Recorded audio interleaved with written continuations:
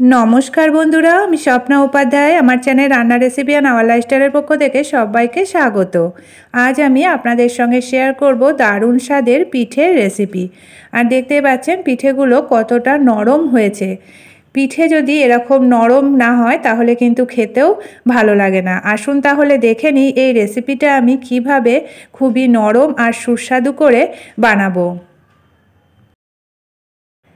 पिठे तो आपनारा अनेक भावेई खेयेछेन, तबे एरकम भावे एकबार बाड़ीते बानिये देखते पारेन। आशा करी सकलेर खूबई भालो लागबे।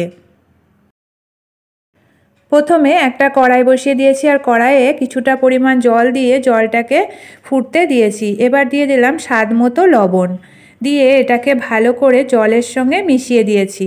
एबार दिए दिচ্ছি एखाने एक बाटी गोविंदभोग चालेर गुड़ो और एटा आमी शिलपाटाय भालो करे गुड़ो करे और एटाके চেলে নিয়েছি যাতে করে এর মধ্যে কোনো দানা ভাব না থাকে। এবার গরম জলের মধ্যে এটাকে দিয়ে ভালো করে মিশিয়ে দিয়ে 2 থেকে 3 মিনিট সব সময় নাড়াচাড়া করে এটাকে লো ফ্লেমে রেখে রান্না করে নিতে হবে।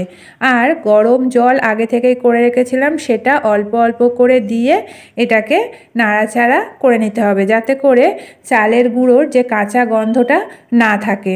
একটা সুন্দর স্মেল আসা পর্যন্ত চাল গুঁড়োটাকে ভালো করে নাড়াচাড়া করতে হবে আর এটাকে রান্না করে নিতে হবে। চাল গুঁড়োটা দেখতে পাচ্ছেন এরকম যখন দানা দানা হয়ে যাবে তখন এটাকে নামিয়ে নিতে হবে। এবার নামিয়ে নেব। এটাকে নামিয়ে নিয়ে হালকা গরম থাকা অবস্থায় এটাকে ভালো করে মেখে নিতে হবে। এটা গরম আছে একটু আর গরম অবস্থাতেই এটাকে মেখে নিলে খেতে ভালো হবে পিঠেগুলো।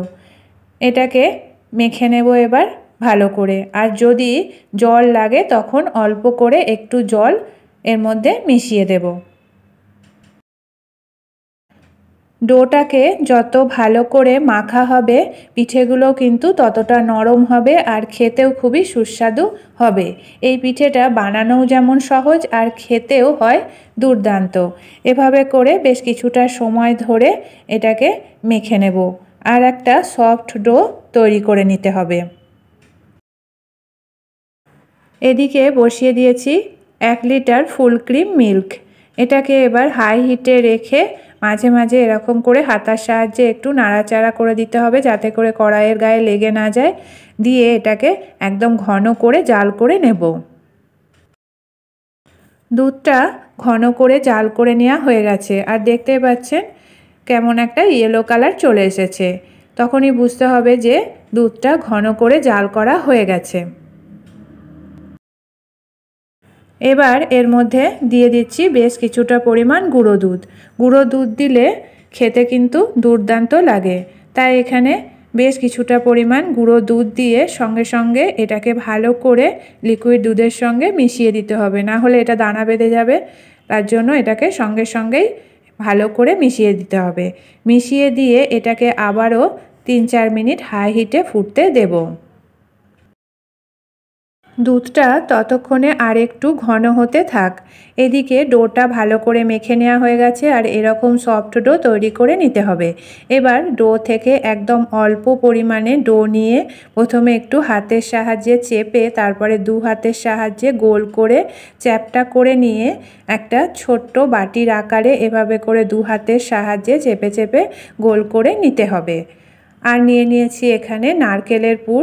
এটা আমি আগের পর্বে আপনাদের সঙ্গে শেয়ার করেছিলাম। সেখানে ভাজা পুলির যে ভিডিওটা আপনাদের সঙ্গে শেয়ার করেছি সেখানেই এই নারকেলের পুরটা তৈরি করার ভিডিওটাও দেয়া আছে। এবার নারকেলের পুর অল্প পরিমাণে দিয়ে এটাকে সাবধানে এরকম হাতের সাহায্যে চেপে চেপে মুখটাকে ভালো করে বন্ধ করে দিতে হবে যাতে করে এটা দুধের সঙ্গে ফোটার সময় খুলে না যায়। তার জন্য ভালো করে এভাবে করে বন্ধ করে দিলেই তৈরি হয়ে গেল এই পিঠেটা। এবার সবগুলো এভাবে করেই তৈরি করে নেব। সমস্ত পিঠেগুলো তৈরি করে নেওয়া হয়ে গেছে আর এরকম ছোট ছোট করেই তৈরি করে নিতে হবে। আর যতটা পাতলা করে এই পিঠেগুলো তৈরি করা হবে ততই কিন্তু খেতে ভালো লাগবে। আর দুধের মধ্যে যখন ফুটবে এটা দুধ গুড় ভালোভাবে এই পিঠের মধ্যে ঢুকে যাবে আর খেতেও দুর্দান্ত লাগবে। এদিকে দুধটা ফুটে ঘন হয়ে গেছে। এবার এর মধ্যে দিয়ে দিচ্ছি সমস্ত পিঠেগুলো দিয়ে এটাকে হাই হিটে ফুটতে দেব।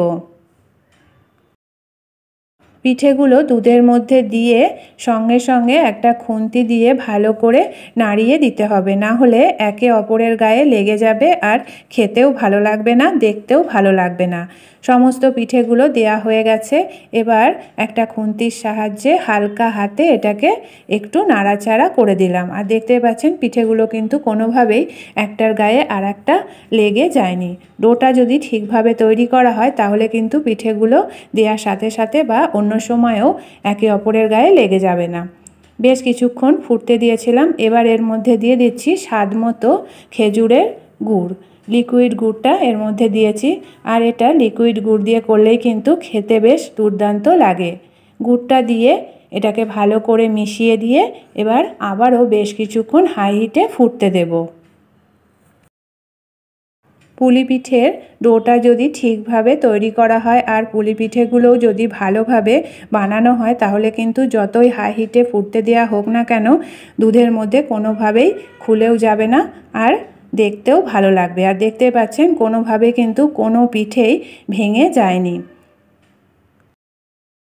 তৈরি হয়ে গেল দুর্দান্ত স্বাদের রেসিপি দুধ পিঠে। এবার এগুলোকে একটা জায়গায় নামিয়ে নেব। এখন দুধটাকে এরকম পাতলা অবস্থাতেই নামিয়ে নিতে হবে, পরে আরও ঠান্ডা হলে আরও অনেকটা ঘন হয়ে যাবে। তাহলে বন্ধুরা দেখলেন তো কত কম সময়ে আর কত সহজেই তৈরি হয়ে গেল দুর্দান্ত স্বাদের এই রেসিপি দুধ পুলি। আপনারা চাইলে আমার মতো করে এই রেসিপিটা একবার বাড়িতে বানিয়ে দেখতে পারেন। আশা করি সকলের খুবই ভালো লাগবে। আর দেখতেই পাচ্ছেন পুলিগুলো এতটাই পাতলা হয়েছে যে এর ভেতর থেকে কিন্তু পুরটা অনায়াসেই দেখা যাচ্ছে। এই পুলি পিঠেগুলো যত পাতলা হবে ততই কিন্তু খেতে দুর্দান্ত লাগবে।